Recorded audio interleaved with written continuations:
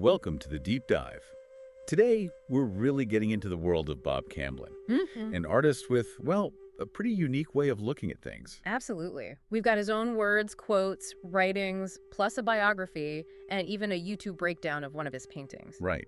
And for our listeners, you want to get up to speed quickly but properly. That's the mission here. Exactly. We'll pull out the core insights, the really compelling stuff about Camblin's art, his life, his philosophy. Give you that shortcut to being well-informed. Maybe throw in a few surprising facts, too.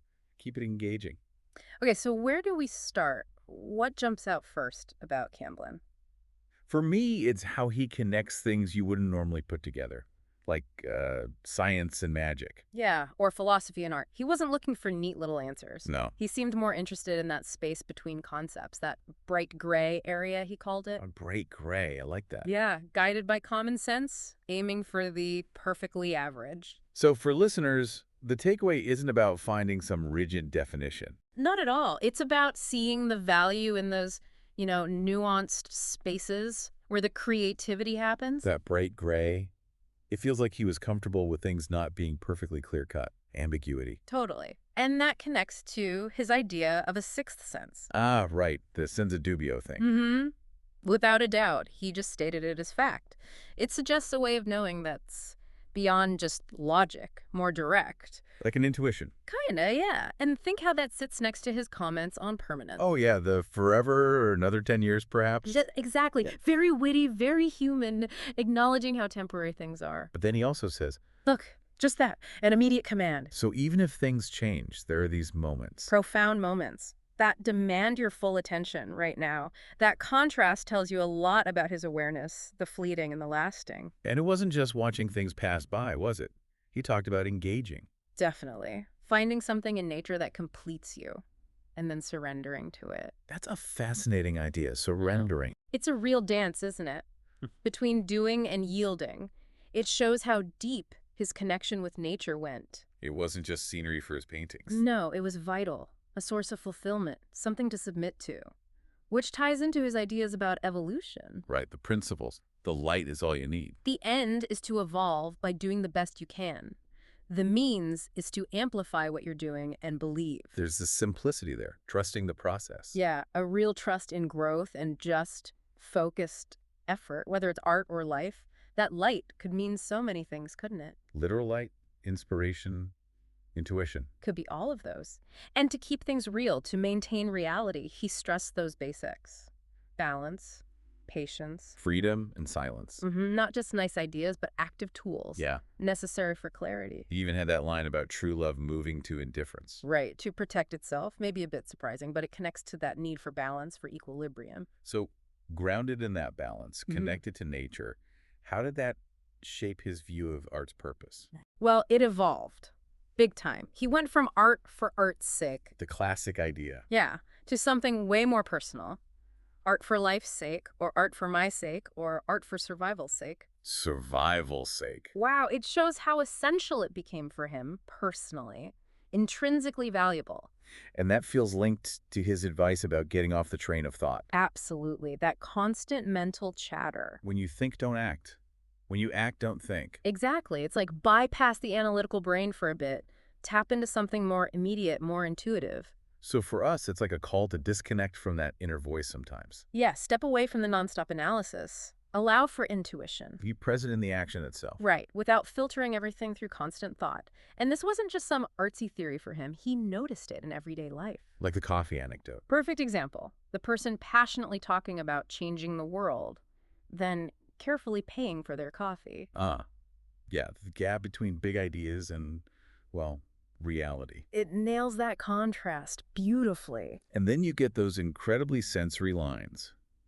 The cosmos waves at me with tree leaves. Isn't that great? Such a vivid sense of connection. Individual, universe, blurring together. Felt, not just thought. Finding meaning in the ordinary. Totally. Like, much better than arguing is to look at my watercolor palette. Art as a refuge.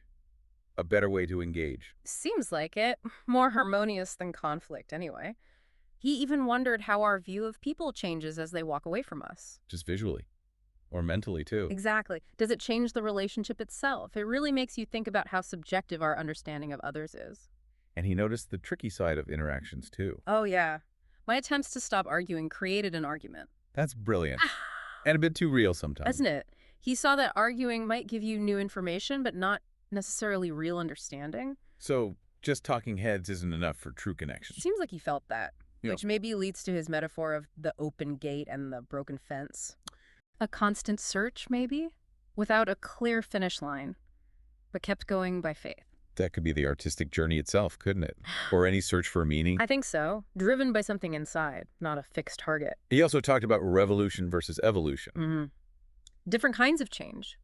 He leaned towards evolution, seeing it as leading to deeper understanding, internal balance, gradual transformation. Not just sudden disruption. Right. And then you get those lines that just hit you, like you never miss the water until the wells run dry. So simple, but so true. Appreciating things before they're gone. Yeah. And mixed in are these little nature snapshots, almost like haikus. Starlings on broken branches.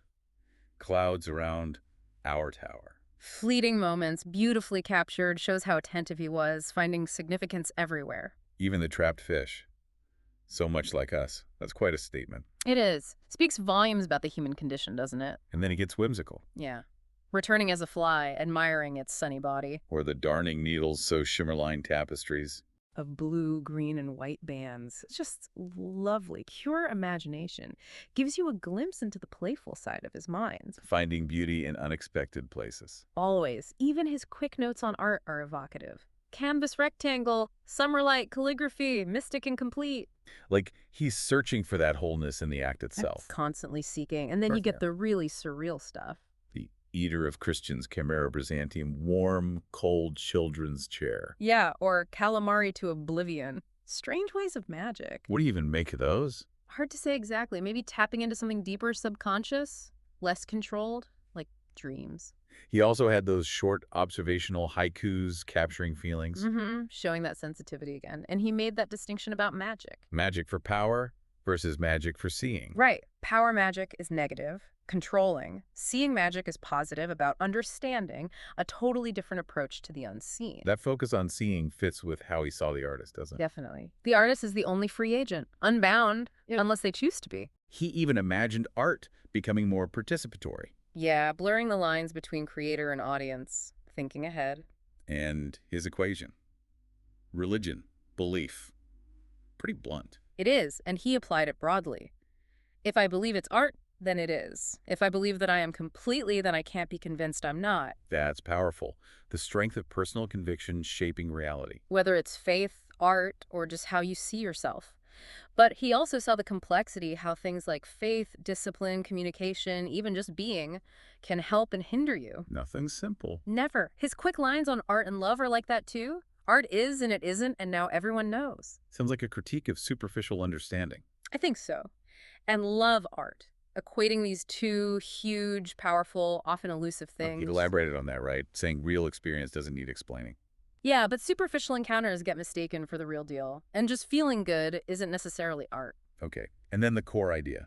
Resist and submit. In perfect balance, illustrated by the figure 4 metaphor. Figure 4, like the wrestling hold. Sort of, but more about cycles. Engaging, releasing, pushing, yielding, a constant dynamic tension. That seems key to his whole outlook. That dynamic balance. Yeah. It keeps coming up.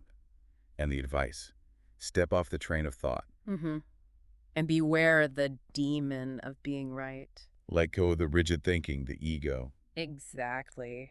Recurring themes for him. Move beyond just the rational mind. Avoid being dogmatic. He had that funny line about historians liking artistic madness. Only once it's safely in the past, yeah.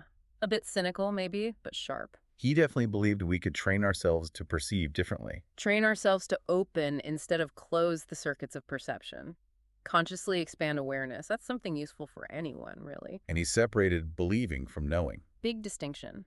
The mystic knows directly through experience. It's not just agreeing with an idea. One must look for the balance of intuition and logic. His take on history was interesting, too. History is believable when it is creative. Suggests interpretation, storytelling is built into how we understand the past. He stressed awareness, familiarity, creativity, and how we engage with anything. And cynicism. Destructive creativity, he called it, often ego-driven. He really believed we all are creative, but we lose our magic in understanding everything instead of knowing. Wow, that hits hard. Prioritizing intuitive knowing over just intellectual grasp. Yeah. And his directives. Draw, teach, search, reveal, always framed in paradox. That sums up his approach, doesn't it? Embracing contradiction, always questioning. Absolutely. Believing that real understanding comes from navigating those paradoxes. He wasn't afraid of the unknown. He criticized the art world too, right? For being seduced by history, critics, money. He wanted to return to a more naive approach to art. More direct, less influenced. Hence the analogy. A critic is a legless man who teaches running. Pointed, isn't it? Highlights that gap between theory and practice or lived experience. He even noted that the urge to make marks came before weapons. Art is fundamental. A deep human impulse.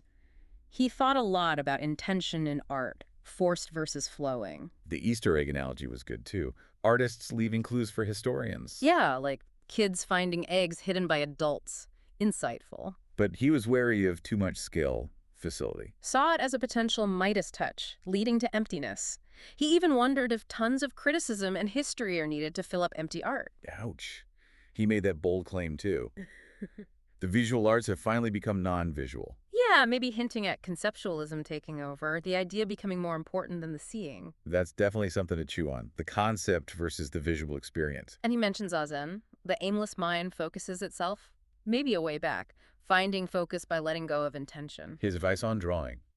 Play the game as if your life depended on it. Intense. Shows how seriously he took engagement, even in play. Complete focus. He saw different kinds of drawing too, right? For discovery. On paper, in the world, in the mind. Stressing the nonverbal side of it. Foundational practice. Like haiku, simple words, deep reaction.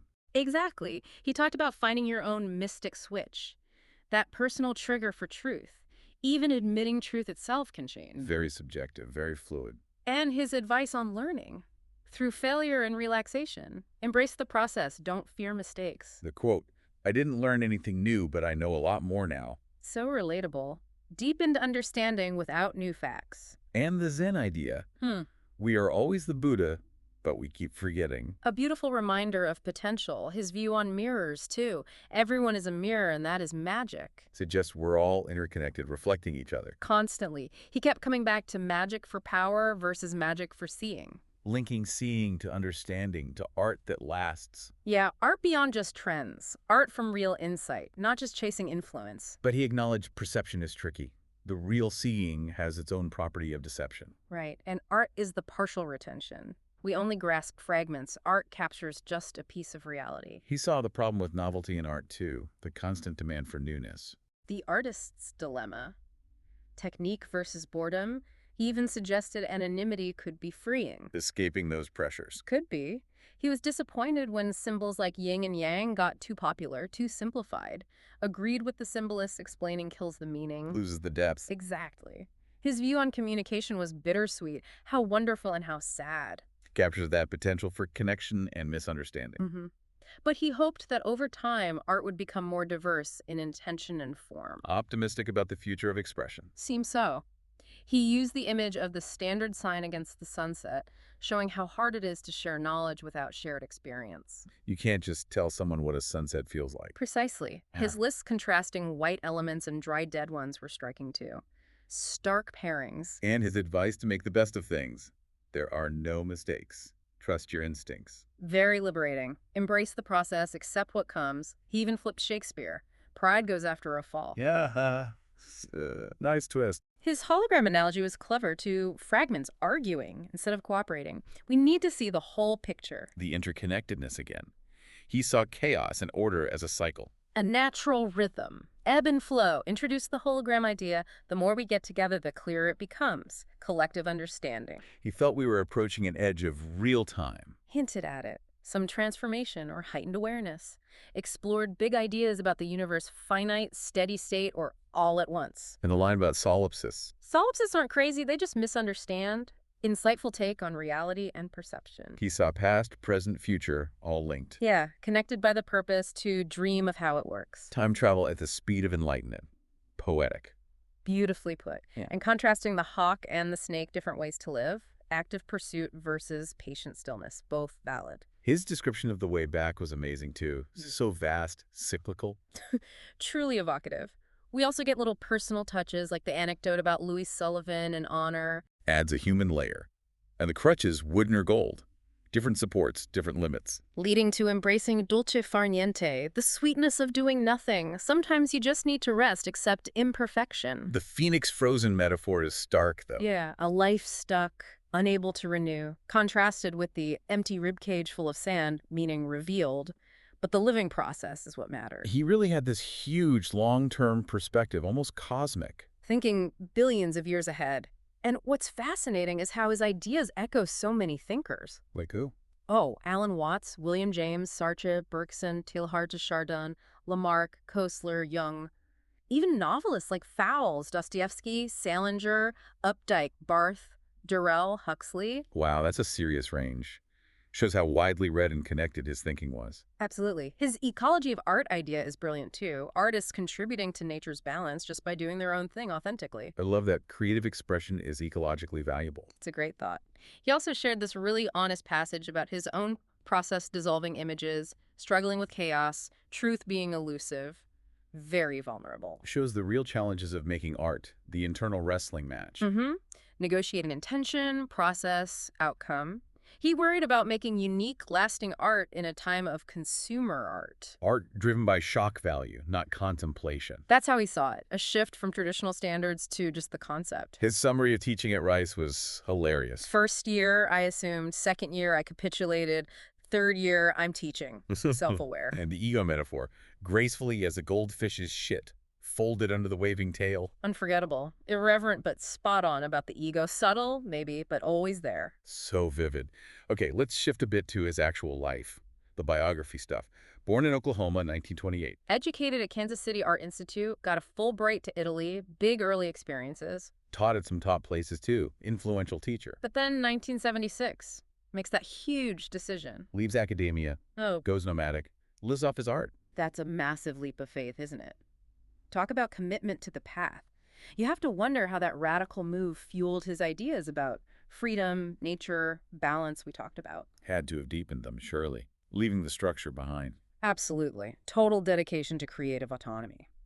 And his travels must have fed his work immensely. Different cultures, landscapes. We're focusing mostly on the earlier stuff today, though, right? The more private drawings and notes from 50 to 74. Yeah, it gives us that unique window into his thinking back then. But even that early work got noticed. Critics like Moser, Freed, Texas Overview saw something special. They did. His evolution was interesting, from abstract impressionism to Musha Volantes. Influenced by data and surrealism. Makes sense with the questioning, the subconscious elements. Exactly. And Musha Volantes, that means flying flies, right? Like eye floaters. Yeah, but here it was about optical illusions. Art that shifts, changes with your perspective. Almost embodying his ideas about flux and subjective perception. He also did collaborations. With Earl Staley, Joe Tate, B&E Productions, the holding firm. Right. And signing things anonymous sometimes suggests he valued the collective over the individual ego. That fits, de-emphasizing the self. And the Musha's Volantes style sounds like it directly played with the act of seeing. It really did, exploring how we perceive. Later on, he did other series, Big Owl, Descent from the Cross, kept exploring. His influence on other artists is clear. The bio has great little details, too. Art director for his high school yearbook. Early signs, voracious reader Emerson, I Ching, haiku, met his friend Forrest Harrisberger. And then they get called up for the Korean War. Unexpected turn. Life throws curveballs. These details give context. His time in Italy on the Fulbright was huge, clearly. The Uffizi, the catacombs in Palermo. Yeah, those experiences seem to have deeply influenced the abstract figures in his work. He was especially taken with Botticelli. Birth of Venus, Primavera. But he put his own spin on them. Definitely. Reinterpreted them, even threw in modern references, shows how he connected past art to his present. Back in the U.S., he worked as a map maker for a bit. Briefly. Then back to teaching, eventually at Rice in Houston. Seemed positive at first. But he wanted to move beyond his own established myths, like the St. Bambola series. Always pushing. He was exhibiting actively in '67, engaged with the art world. But critical of it, too. Especially how galleries and museums did things. Felt they made the same mistakes artists did. And he had a complex view on selling art, sometimes refused payment. He gave that gallerist detailed instructions on hanging a show. Wanted control over the environment, minimize interference, strong vision, but his core philosophy was simple: faith and good work. Grounded. The muddy water metaphor, turning obstacles into stepping stones. Powerful. And the Scarecrow series, inspired by Günter Grass. Themes of renewal, metamorphosis. His use of text and drawings is fascinating too, not just labels. Clues may be misdirections, like Tom Wolfe's painted word idea. Adding puzzles, ambiguities, making the viewer work. And the drawings themselves weren't about light and shadow. More about the energy of the line, cross-hatching, like visualizing that amplifying idea from his evolution principles. The extra data problems, codes, traps, add layers for those who look close. Definitely not accidental drawings. Hidden meanings, contradictions. Right. His early protest work evolved too, mixing social realism and abstraction. Influenced by Cremoni, Etruscan art, always Italy, he started doing larger drawings as finished works, often with corrections built right in. Innovative. In the 60s, he combined poetry and emotion. Then Houston in the 70s, trying to make art mystical. His drawings got more cryptic, life cycles, metamorphosis. You could read Freud, Di Chirico, Grunewald into them. He suggested reading Kazanzaki's or Grass. He said his art was serious and funny. Captures that mix. In the 80s, drawing and watercolor merged, images camouflaged, revealing themselves slowly. Reviews noted that visual philosophical interplay, the goal was maybe everyday enlightenment. The quotes from others, Gershon, Jackson, Staley, Serling, Farby, have different angles on him. Staley's thoughts are particularly interesting. Friendship, collaboration, the B&E, and holding firm days, then estrangement. Camblin becoming more reclusive later. Adds that personal complexity, both collaborative and solitary. Okay, let's zoom in on Bull Forgotten. Describe the painting first. Circular frame, rustic-cut, rocky ground, bamboo, misty background, faint human silhouette, pale greens, browns, grays, watercolor. And the analysis connects it to the Zen Oxfording pictures. Yeah, specifically the Bull Forgotten stage. Transcending duality. The bull mind, true nature, isn't separate anymore. It's gone because it was never really other. The minimal scene echoes literati painting, recluses in nature. Right, maybe echoes of ink wash masters like Seshu Tuches in the washes. Then the symbols, the hut. Metaphor for settled mind, maybe. Bamboo for resilience. Grace. The fate silhouette. Maybe a trace of the seeker's ego or the self before integration. So the overall feeling is? Serene acceptance. Impermanence. Spacious awareness. It blends Eastern brushwork, Zen ideas, minimalist style. Invites you to think about letting go of striving, finding peace. The analysis also linked it to the I Ching, hexagram 24. Return. Yeah. Cyclical journeys, returning to simplicity. Like the Taoist idea of non-attachment, dwelling simply. It's like a meditation on that paradox. Yeah. You have to forget enlightenment to embody it. And the painting itself embodies artistic freedom by not over-explaining. Exactly. The bull isn't missing in a sad way. It's realizing nothing was ever missing in the first place. Just harmonious coexistence, dwelling, nature, self, all one. So wrapping this up, our deep dive really shows Camblin's complex mind, his unconventional path, and that profound simplicity in works like Bull Forgotten. Yeah, his whole thing invites us to step off that train of thought, embrace paradox, look closer, think deeper, things we know our listeners appreciate. His life really shows that gaining knowledge isn't always linear. It's dynamic, personal, full of twists. Fits right in with wanting understanding that's quick but also thorough. Definitely. So maybe as a final thought for everyone listening, inspired by Camblin. Go for it. Okay, consider this for yourself. What bull, what constant striving, what expectation, maybe from society or yourself, what bull might you need to forget to find a deeper sense of peace or just a totally new perspective in your own life's landscape? That's a good one to sit with.